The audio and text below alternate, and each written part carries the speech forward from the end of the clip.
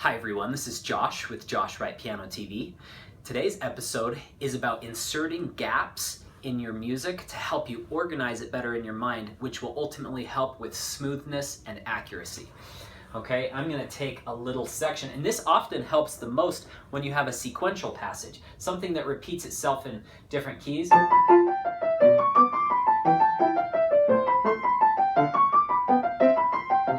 I mean, that's a short little sequence because it really only does 2 true repetitions.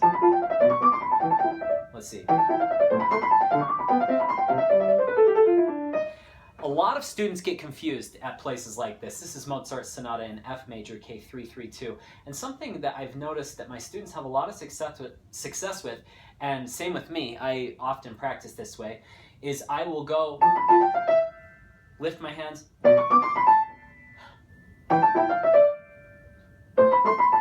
okay, so now we'll try 2 together. Now we'll try 3 together. Oh, whoops, sorry. Let's try it again. Good grief. I haven't practiced this, so you're seeing this in real time. Okay, probably haven't played it for like 10 years.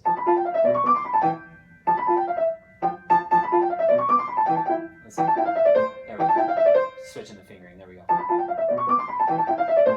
Okay, now let's shift the 3 over 1. Okay, now let's do 4. Okay, so inserting little pauses like that really helps. I remember, I'll try to do this by memory, it's been a while, Tchaikovsky Concerto Cadenza.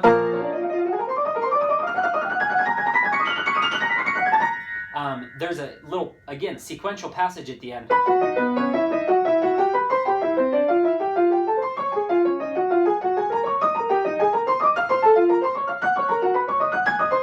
Where my fingers often got tangled, and one of the really helpful suggestions from my teacher was, new hand position, new, okay, and then, no. Sorry, it's a little sloppy because I haven't played it forever.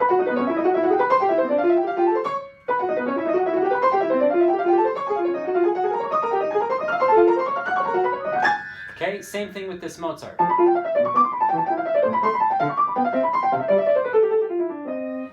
It will really help if you just separate it into gaps in your mind.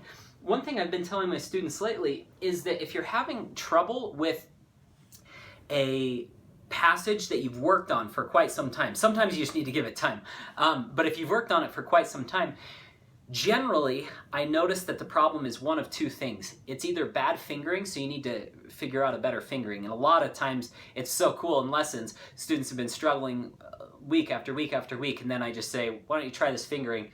And it's like I gave them a magic potion or something. They do it perfect on their first time. Like, oh my gosh, it's magic, it works. But it's just because it helped the fingers organize more logically. The other thing is to organize it in your mind differently. So if you're ever having a trouble spot and you can narrow it down to like a note or a series of a couple of notes, stop on your problem and then keep going right after your problem. So if it's a D, so say you're playing, say this was giving you trouble, and the passage, the crossover is the thing that's actually giving you trouble, I'm going to give you advice that actually seems counterintuitive. I'm going to have you practice this up to the crossover and then the stuff after the crossover. Okay? And you might think, oh, well, yeah, I can do that. But then all I want you to do is I want you to minimize the gap more and more and more.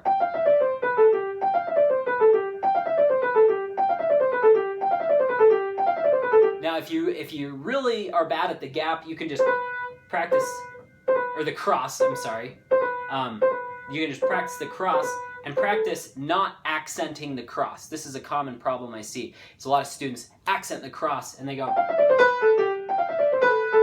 Okay, so practice falling softly onto that cross with no tension. Okay, now